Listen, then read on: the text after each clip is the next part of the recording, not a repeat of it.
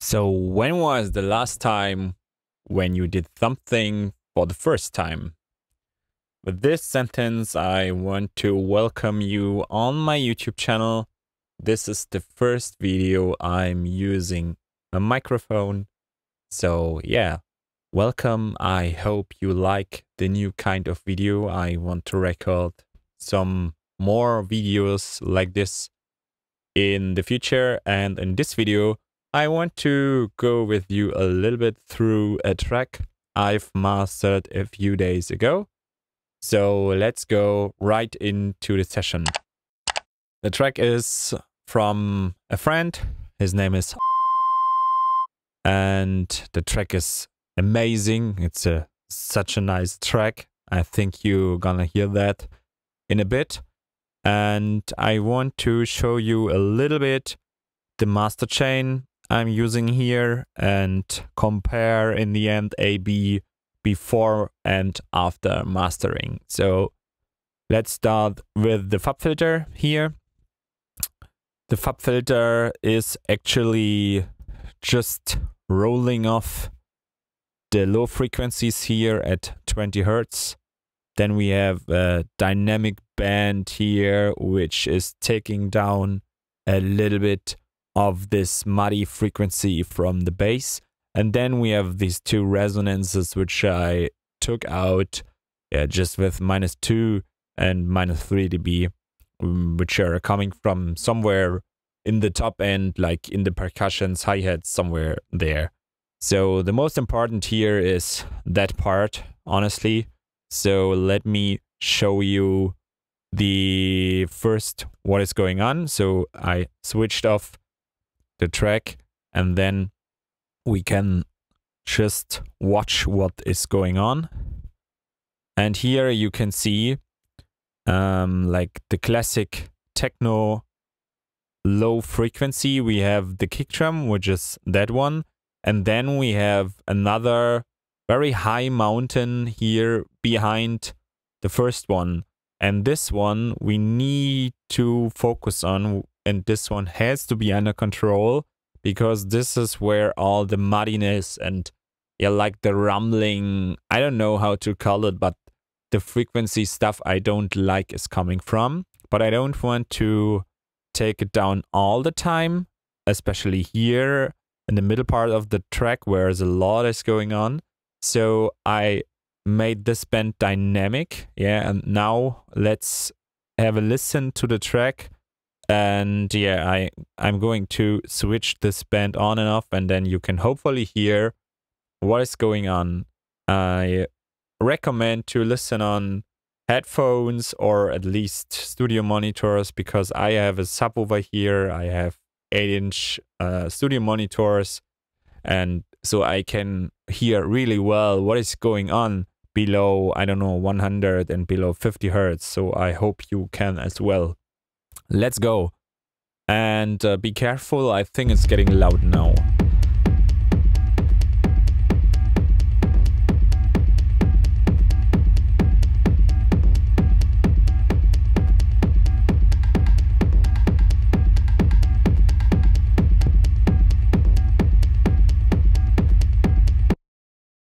So this band is taking down this boxiness of the kick drum. I want the sub-frequencies, and I only want the sub-frequencies. I don't want this boxy frequency, which, like, I don't know, it sounds like when you take a hammer and hit a bucket or something like this.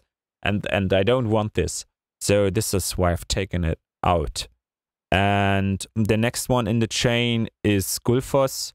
If you're interested with what Gullfoss is, then just watch some YouTube tutorials. It is, for me, it is cheating, especially when it comes to mixing and mastering. It's not working on every track, but especially on that one, it has a huge impact on the low end.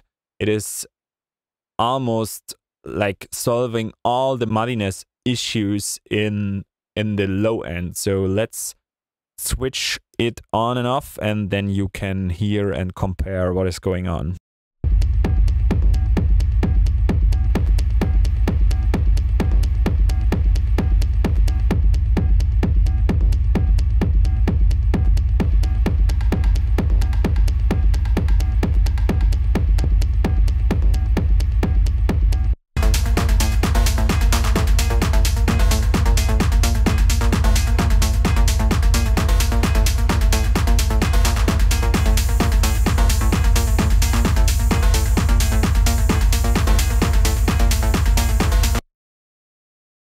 So especially in this part, it's not that much, but I think here in the beginning where just the kick is playing, you can hear it. So Gullfoss, and I've added this one here to adjust the frequency where Gullfoss can start to work.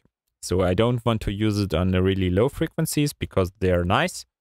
They're just maybe a little bit not punchy enough, but this is what we are going to solve in Ozone. Yeah. Anyhow, so this is the Gullfoss on the chain.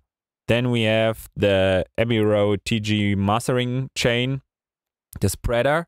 I bought this plugin during Black Friday, and honestly, I don't like all the elements here. Maybe I just haven't spent enough time to try and play around with it, but honestly, I don't need them.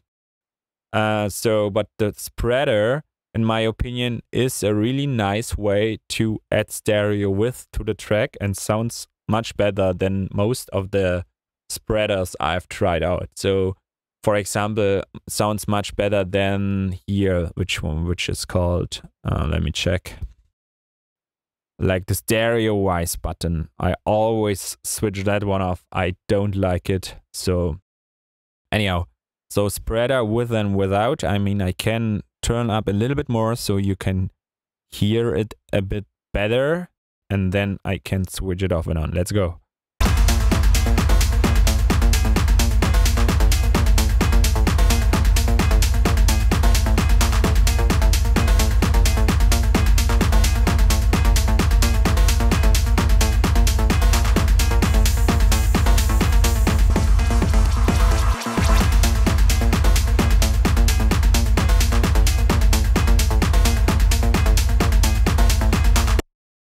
So spreader is adding a lot of stereo width, but I don't want to add that much. I just want, to increase the stereo width of the track just a tiny bit, because stereo width is always nice, but too much is, of course, an issue. But in this track, I think we can keep it like this.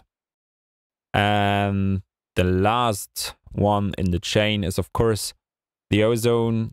So in the ozone, usually I start with the master assistant, and when the master assistant is done, I use the ideas from the master assistant and try to check if it is right or wrong and if I like it or not.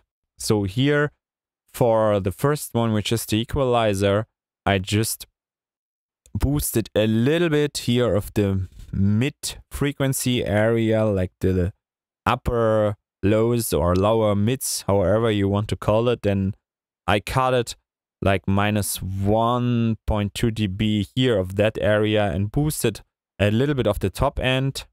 And this comes from, let me choose the master chain. So this comes from the tonal balance control. So this is that area which I took down a little bit, and that area which I just boosted a little bit to bring that track into the balance I want to have. I'm using a preset from a track from Umek, which I use most of the time, because when it comes to mixing, mastering, Umek is for me next level shit. So there's no one else who is better than Umek. And so this is why I'm using Umek for this. So let's just have a listen, and now be careful. Now the maximizer is also working, so the track is getting way louder. So keep an eye on your volume. Let's go.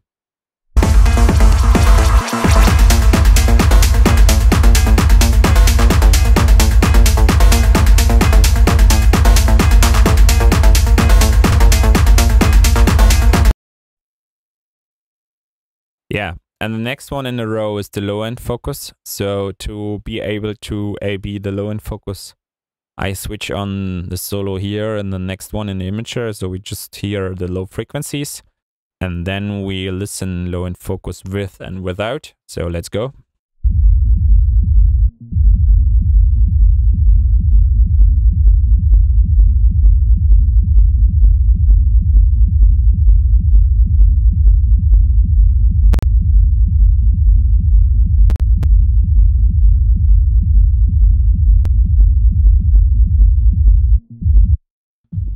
I have some issues with latency. Strange. So let's switch the effects from the second track off. So I get a little bit more CPU, hopefully. And then let's try that one again.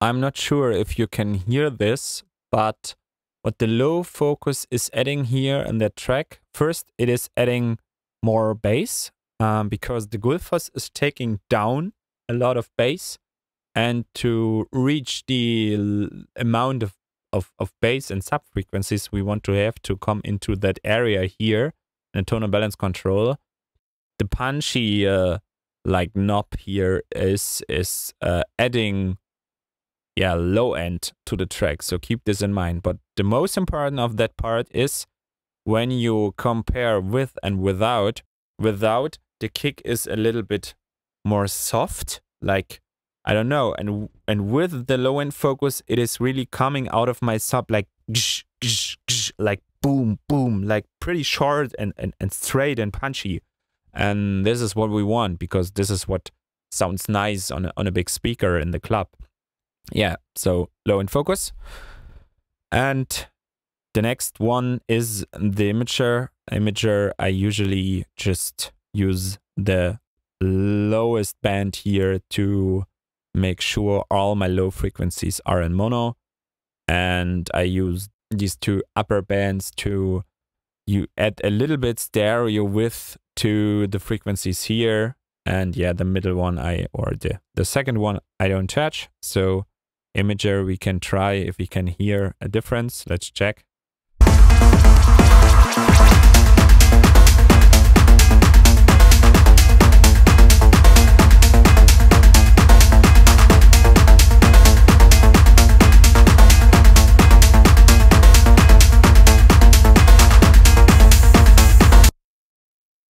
Yeah, we have a little bit more stereo width. Then we have the dynamic EQ. So this comes from the Master Assistant, and usually it makes the track a little bit cleaner when you listen with and without. So we have this band, which is more or less the same like in a FAB filter. So Ozone automatically chose this one to control the sub-frequencies. Then we have this one, which is maybe the third mountain of the kick drum. And then we have this one, which seems to be like a resonancy, and that one, which is like the top end, when it comes in, is a little bit too loud. So we are taking it down a tiny bit dynamically. So let's check that one with and without.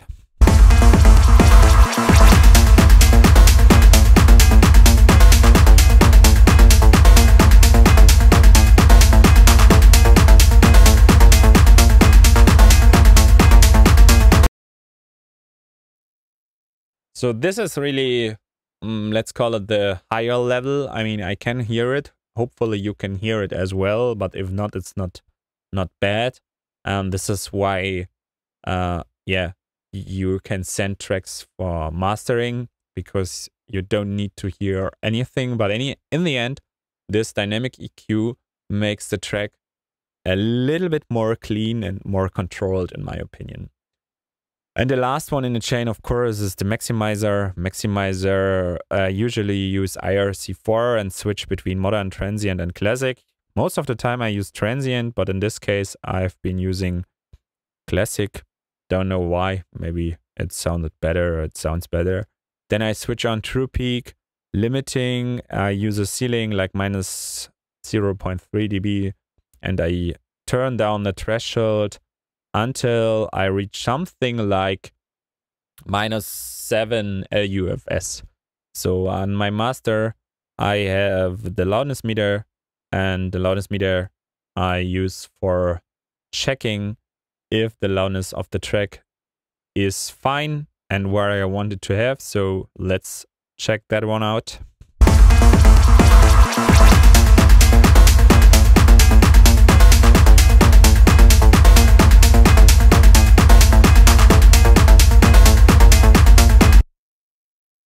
Yeah, sounds good, looks good. So we have minus 7.3, around minus 7.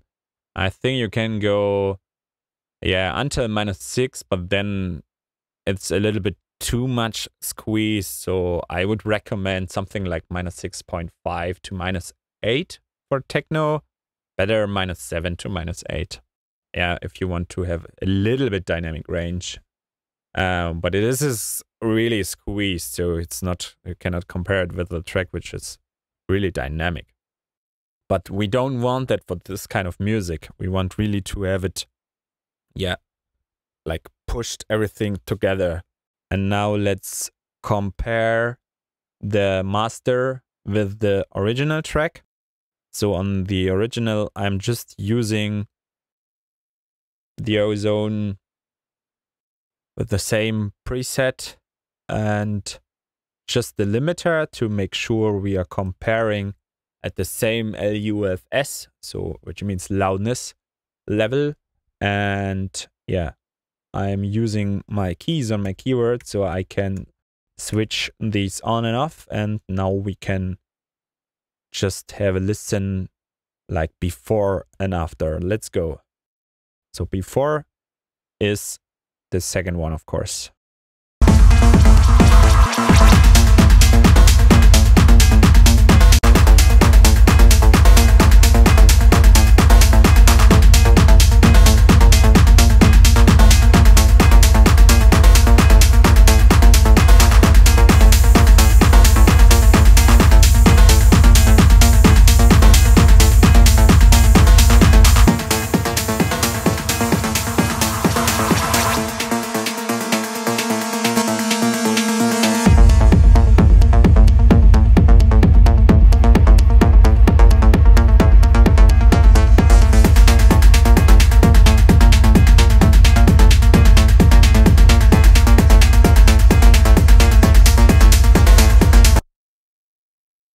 So in the end, when we compare before and after, we have a much more controlled low end, less boxy, less muddy, and we have, yeah, a little bit more like harshness in the high end, which is, in this case, it's like in the limit. It is a lot high end, it is, but it is fine. It's under control.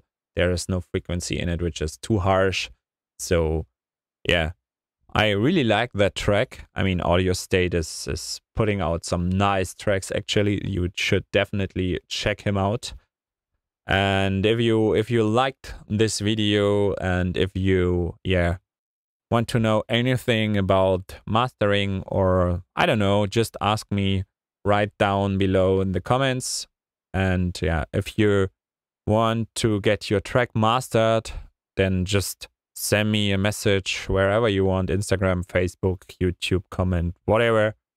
Just hit me up and let me know, and then we can find a solution for that. So thanks for watching, and see you in a bit. Bye bye.